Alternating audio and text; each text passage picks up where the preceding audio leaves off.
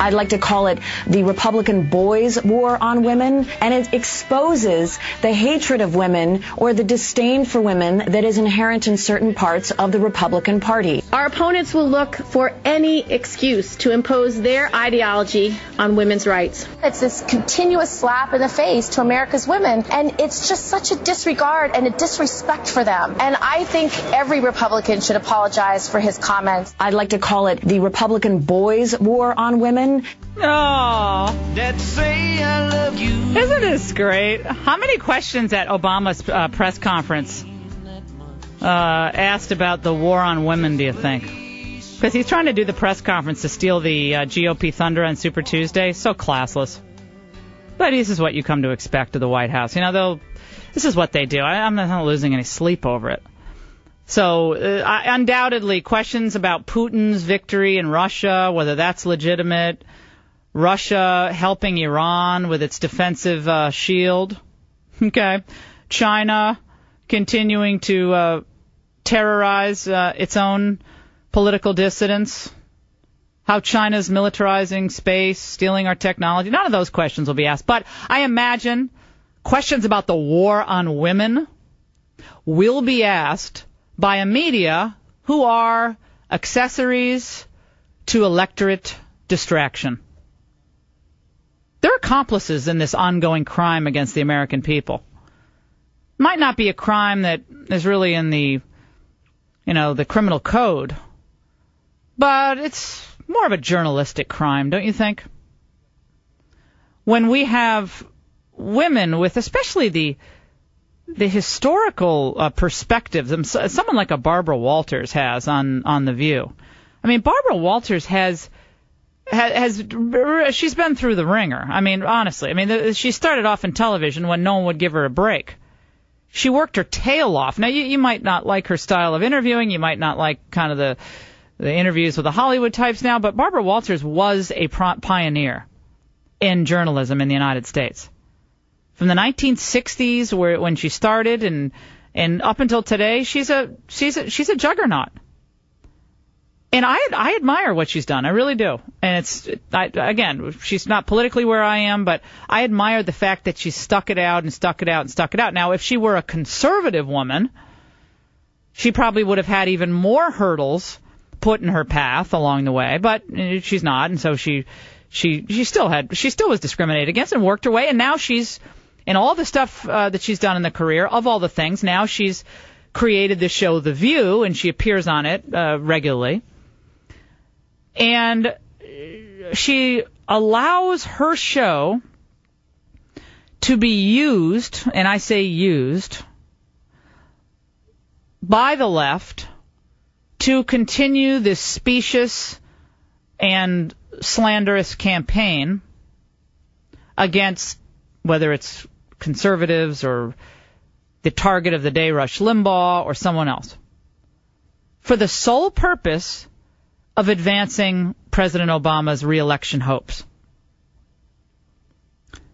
So Barbara Walters, one would think, is smart enough to see this for what it is, what it really is.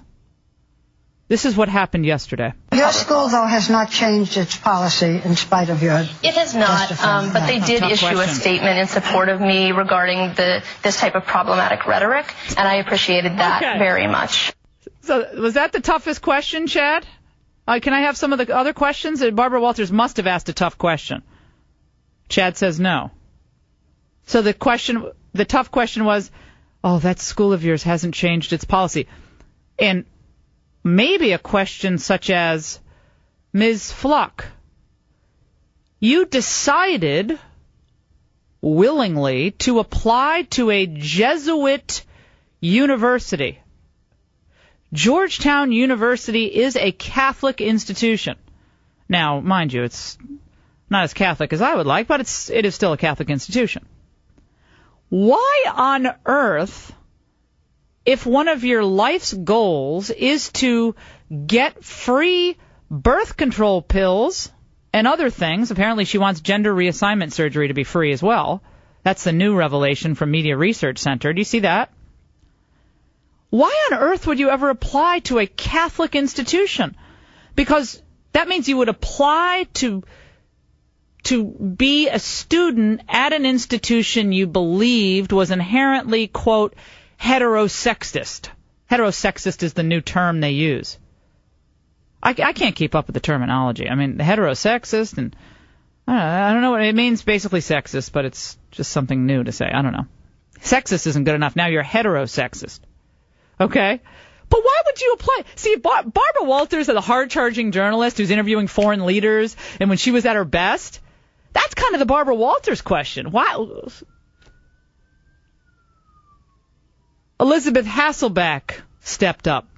What exactly did the president say to you, if you don't mind me asking? Because I think it's incredible that he extended. Yeah.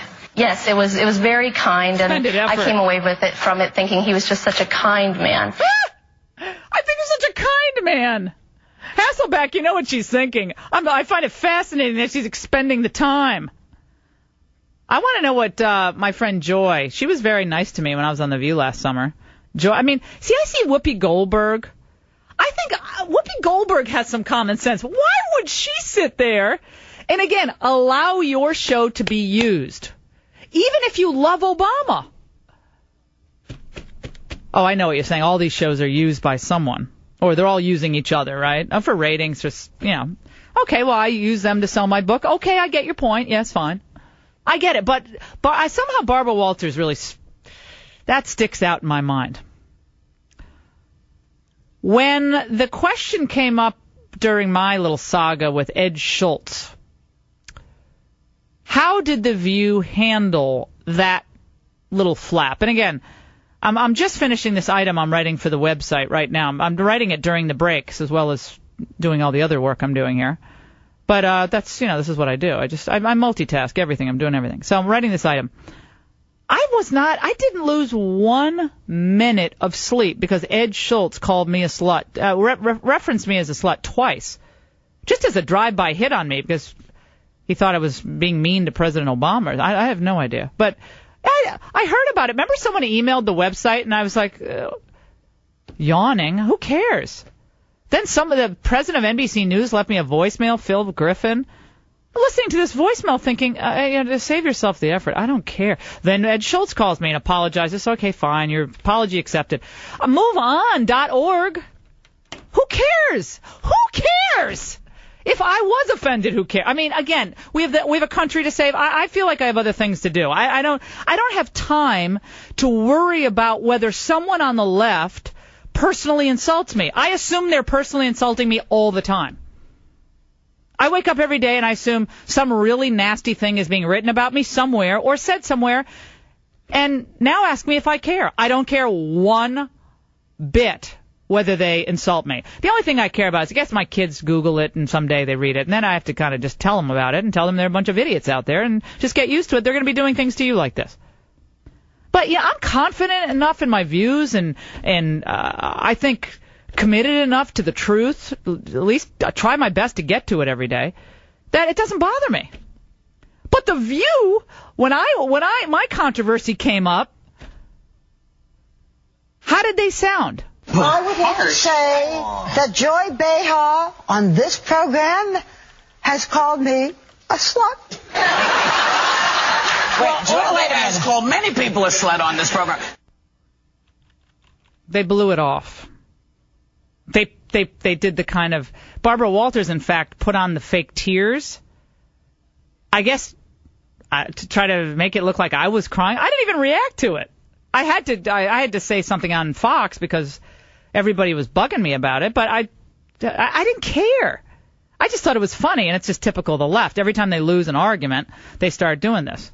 That's why we have to be better as conservatives, and everyone can fall into this trap every now and then, especially you're on the air for 3 hours a day. You fall into a trap, and it's all about personal attacks. And look, we all slip up, and this is what happens. But it's now a war on women.